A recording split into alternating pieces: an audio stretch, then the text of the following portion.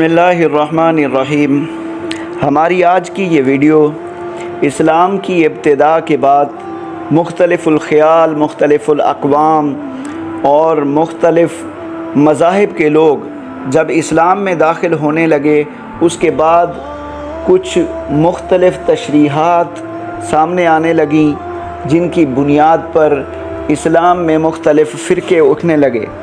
چنانچہ ان وجوہات کافی ساری ہیں، ان کا بھی ہم ذکر کریں گے، لیکن اس کے ضمن میں ایک بات کی وضاحت کرنا بھی لازم ہے کہ ہمارا یہ چینل صرف معلومات کی حد تک ہے اور مستند معلومات اسلام کے متعلق یا اسلامی تاریخ کے متعلق ہم آپ کو دیں گے۔ ہم کسی فرقے یا کسی مسلک کی نمائندگی یہاں نہیں کریں گے، اور اگر ہمارے اس عمل سے کسی کو تکلیف پہنچے تو ہم اس حوالے سے معذرت خواہ ہوں گے، اور اپنی غلطی کو درست کرنے میں اور اپنی غلطی کو مان لینے میں انشاءاللہ کبھی کوتاہی کا سامنا نہیں کریں گے، کبھی ہم کوتاہی نہیں کریں گے انشاءاللہ۔ تو یہ وضاحت ضروری تھی۔ چنانچہ میں یہ آج ابتدا جو کر رہا ہوں، ہم نے آپ کو کہا تھا کہ ہمارا یہ جو آنے والی سیریز ہے، اس میں مختلف فرقوں اور مختلف مذاہب کا ہم ذکر کریں گے۔ اسلام بنیادی طور پر سادہ اور واضح اصولوں پر مشتمل ہے۔ اس کا غالب اصرار عقائد کی درستی اور اعمال کی پاکیزگی پر ہے۔ چنانچہ حضرت صلی اللہ علیہ وسلم کی حیات طیبہ میں چند صحابہ کرام کے عہد میں اسلامی تعلیمات کی باریکیوں اور ان کے پس پردہ پائے جانے والی حکمتوں کی جانب اشارے تو ضرور ملتے ہیں، لیکن ان کا مقصود محض تربیت نفس تھا۔ عربوں کا مزاج یوں بھی حقیقت پسندانہ تھا۔ وہ تعلیمات اسلامی پر عمل پیرا ہونے میں بڑے پرجوش تھے، مگر حکمت تعلیمات کے بارے میں بہت زیادہ سوال اٹھانے کے عادی نہ تھے۔ ان کے ہاں جزوی اختلافات رائے کی جھلکیاں تو موجود تھیں، لیکن عقائد کے مفہوم و مطالب میں ان کا نقطہ نظر تقریباً یکساں تھا۔ اسلام کی تبلیغ و اشاعت اور اپنے فکر و عمل کی اصلاح میں وہ کچھ اس انداز سے منہمک تھے کہ انہیں بالکل فلسفیانہ مباحث کی طرف توجہ مبذول کرنے کی مہلت ہی نہ ملتی تھی۔ یہ صورتحال زیادہ عرصے تک برقرار نہ رہ سکی۔ مختلف عمرانی، نفسیاتی اور جغرافیائی عوامل کے زیر اثر مسلمانوں میں فلسفیانہ رجحانات فروغ پانے لگے۔ سب سے زیادہ قوی وجہ یہ تھی کہ مختلف اقوام و ملل اور ادیان و مذاہب کے لوگ دائرہ اسلام میں داخل ہو رہے تھے، جو اپنے ساتھ موروثی نظام ہائے فکر لے کر آئے تھے۔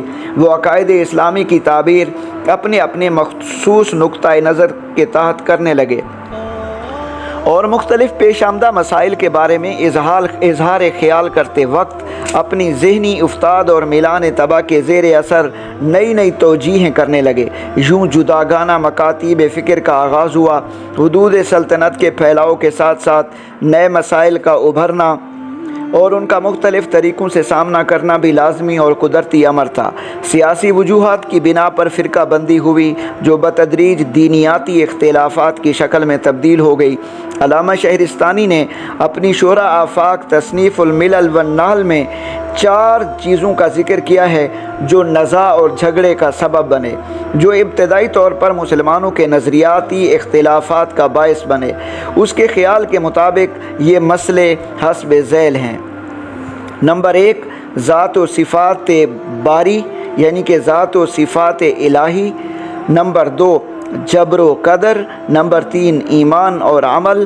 نمبر 4، عقل اور نقل۔ ان کے علاوہ کچھ اور بھی ذیلی مباحث تھے۔ مثال کے طور پر واقعہ معراج النبی صلی اللہ علیہ وسلم کے بارے میں مختلف تعبیریں خود حضرت صلی اللہ علیہ وسلم کی حیات مطہرہ ہی میں سامنے آنے لگی تھی۔ بعض لوگ جسمانی معراج کے قائل تھے، مگر کچھ لوگوں کے نزدیک یہ ایک روحانی سفر تھا۔ حضرت عائشہ رضی اللہ تعالی عنہ سے منسوب بعض روایات کی روح سے معراج کا واقعہ روح کی سیر و سیاحت سے عبارت ہے، جس میں مشاہدات کا ایک سلسلہ رونما ہوا۔ اس طرح رؤیت باری تعالیٰ کے متعلق حضرت عبداللہ ابن عباس رضی اللہ تعالی عنہ کا موقف یہ تھا کہ حضور اکرم صلی اللہ علیہ وسلم نے اپنی آنکھوں سے اللہ تعالیٰ کو دیکھا، جبکہ حضرت عائشہ رضی اللہ تعالی عنہ کا خیال یہ تھا کہ دیدار الہی کا مطلب یہ ہے کہ حضور اکرم صلی اللہ علیہ وسلم نے तजल्लियात रब्बानी का मुशाहिदा किया। इसी नौ के इख्तिलाफ़ात हमें दीगर मजहबी तसव्वुरात और मोतक़िदात से मुताल्लिक़ दिखाई देते हैं, जो फ़हम के मुख्तलिफ़ असालीब और सतहों की तर्जमानी करते हैं। जिन लोगों को हुज़ूर अकरम सल्लल्लाहु अलैहि वसल्लम की सुहबत का शर्फ़ हासिल हुआ और बराह रास्त उनके इरशादात से मुस्तफ़ीज़ हुए, अपने अपने ज़ौक़ और समझ के मुताबिक इक्तिसाब हिदायत किया। खुदा हज़रत सल्लल्लाहु अलैहि वसल्लम के इस इरशाद के मुताबिक कि असहाबी कन नुजूम बिअय्यिहि मुक़्तदैतुम इह्तदैतुम, यानी मेरे सहाबा सितारों की मानद हैं, उनमें से जिस किसी की भी इक्तिदा करोगे हिदायत पाओगे। बाद में आने वाले लोगों ने उनसे रहनुमाई हासिल की और ये यूँ सिलसिला आगे बढ़ता चला गया।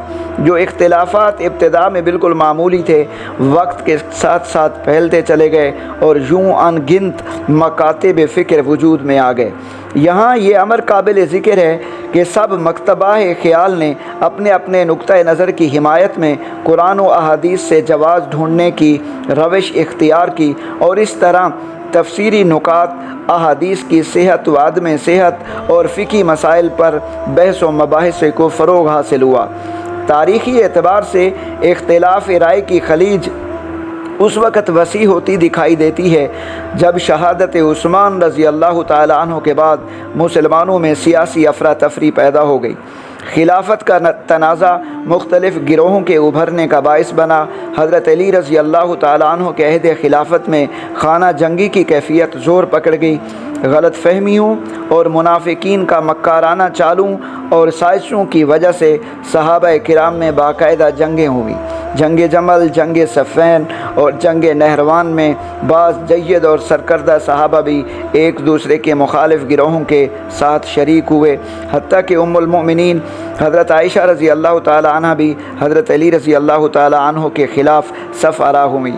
इस अफसोसनाक सूरत हाल में कुदरती तौर पर जहनों में ये सवाल पैदा हुआ होगा कि हक़ पर कौन है और क्यों कर है, गलती किसकी है और कैसे है। ये वो मोड़ है जहाँ से सियासी इख्तिलाफ़ात ने एक फ़ितने की सी सूरत इख्तियार कर ली और मुख्तलिफ़ फ़िरके रूनुमा होने लगे। इस दौर के नुमायाँ गिरोह शिया और खवारिज थे, जिनके बारे में हम मुजमलन गुफ्तगू करेंगे इंशाअल्लाह आगे। मेरी ये वीडियो अगर आपको पसंद आए, अगर कोई बात मेरी राय से आपकी मुख्तलिफ हो तो आप अपनी राय का इजहार कर सकते हैं।